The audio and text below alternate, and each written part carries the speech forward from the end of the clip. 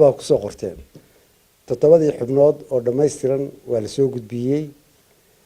kolahayna dhex yaaliin kolahuna waajibaadkiisa dastuuriga ah ka gudanaya hadii la hayra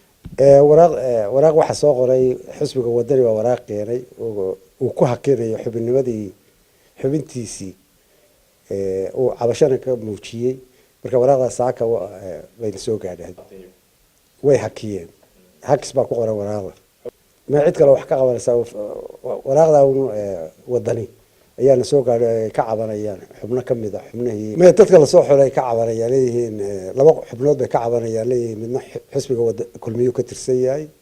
midna ay leeyihiin gabadhuna waxay kamid ahayd gudidii hore marka cabashadaas waa jirtaa laakiin anagu todoba xubnood waa haynaa marka dastuurka wuxuu nafarayo waxa weeye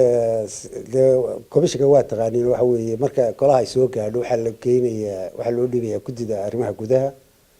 waa inay soo baadhaa mid walba interview la samaysaa markii kolaha ku soo celisay markaas